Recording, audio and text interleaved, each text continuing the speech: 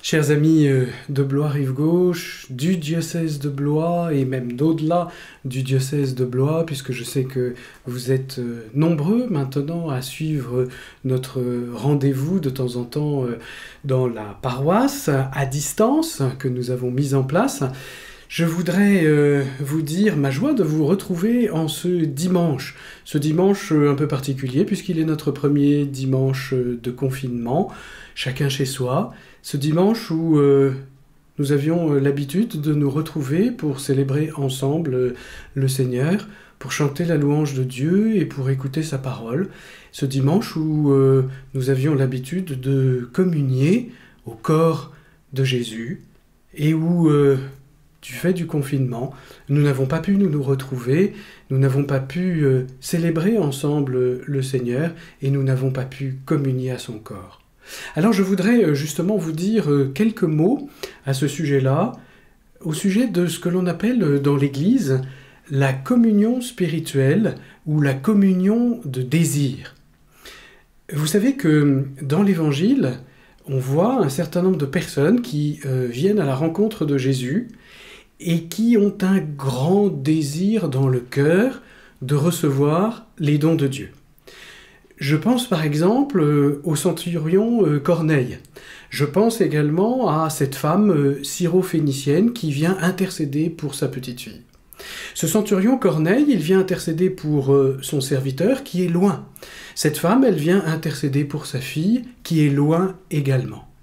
Et Jésus va être séduit par le désir qui habite le cœur, à la fois du centurion Corneille, mais aussi de cette femme syro-phénicienne.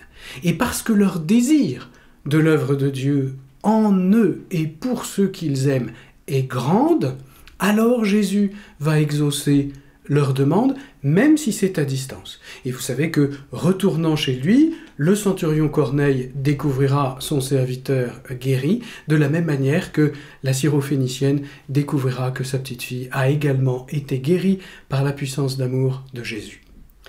À partir de là, je veux vous dire que si vous avez un très grand, très profond et très sincère désir de recevoir le Seigneur dans l'Eucharistie, il ne peut pas ne pas accéder à votre demande, il ne peut pas ne pas répondre à votre désir. Et c'est ce que l'on appelle dans l'Église la communion de désir ou la communion spirituelle. Je vous garantis, mes amis, que le Seigneur se donnera à vous si vous avez un très grand désir de le recevoir.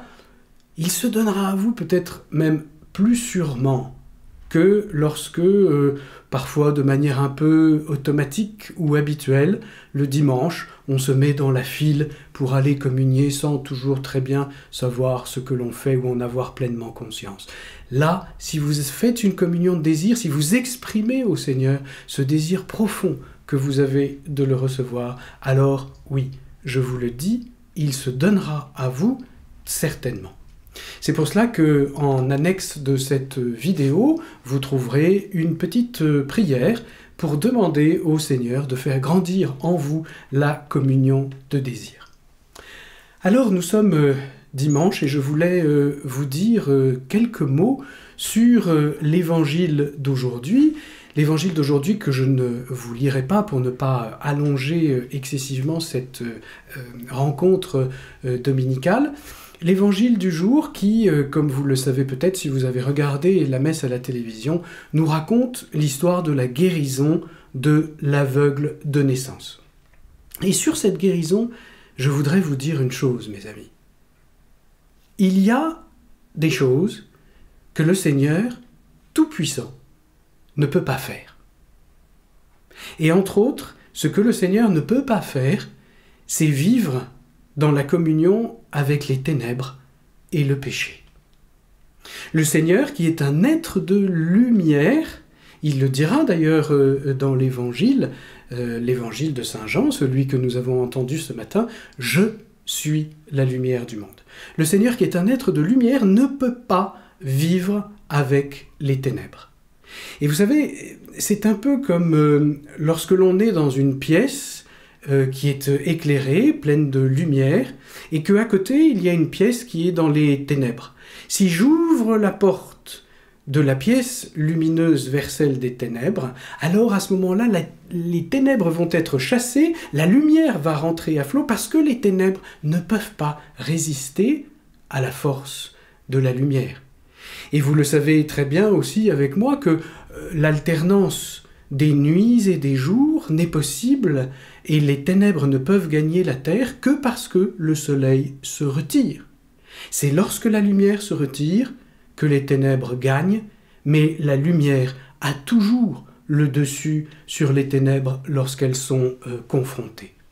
Et justement, dans cet épisode de la guérison de l'aveugle de naissance, il y a deux types de ténèbres.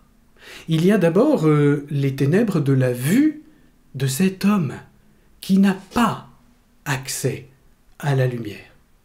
Et puis, il y a les ténèbres du cœur des pharisiens, qui, eux, ne veulent pas recevoir la lumière de Jésus. Et dans les deux cas, mes amis, ces ténèbres ne peuvent pas cohabiter avec Jésus.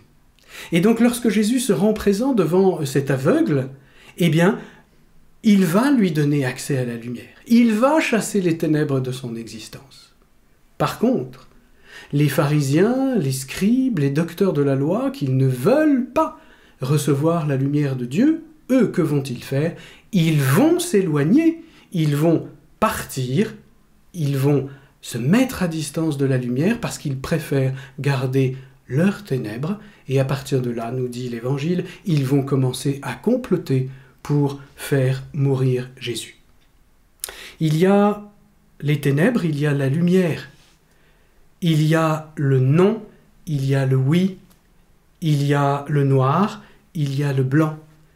Mes amis, dans la foi que nous partageons ensemble, il ne peut pas y avoir de demi-mesure.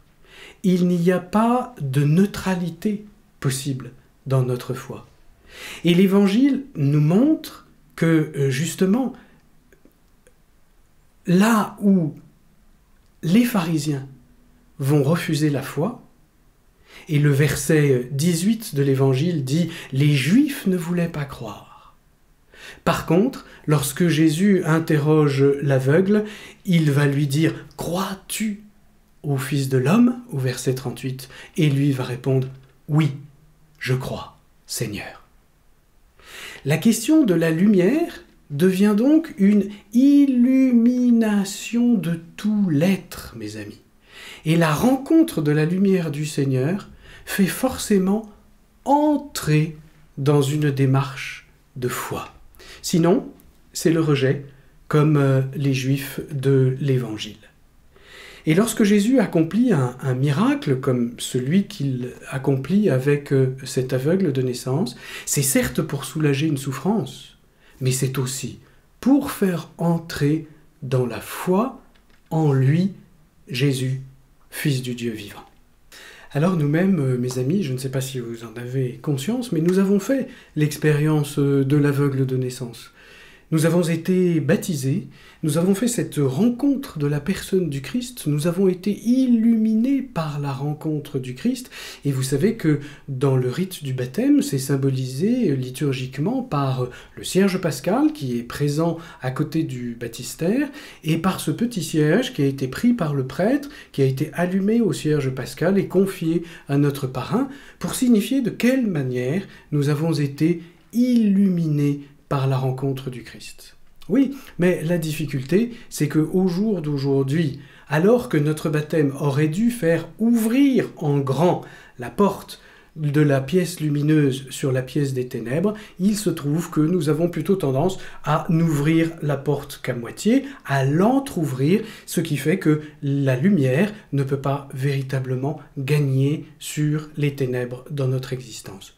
Et donc, j'ai envie de vous dire, pour conclure ce court message que je voulais vous adresser aujourd'hui, J'ai envie de conclure en vous redisant cette belle phrase qui était dans la seconde lecture de la messe d'aujourd'hui, dans la lettre aux Éphésiens. « Réveille-toi, ô toi qui dors, et le Christ t'illuminera. » Voilà mes amis, j'étais heureux de pouvoir vous retrouver en ce dimanche.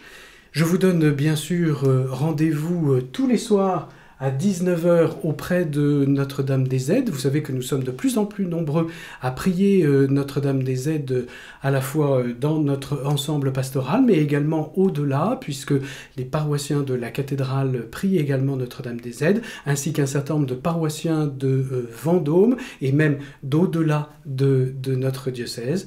Donc je vous donne rendez-vous tous les soirs à 19 h pour intercéder pour notre paroisse, pour notre diocèse, pour l'Église et pour le monde, pour tous nos frères en souffrance. Je voulais terminer en vous partageant un petit sentiment personnel. C'est, je crois, la première fois que je passe un dimanche sans paroissien. Et je mesure à quel point ma vie de prêtre n'a de sens que avec vous et pour vous. Voilà. Je vous aime très tendrement, prenez bien soin de vous et on se retrouve très bientôt. Au revoir.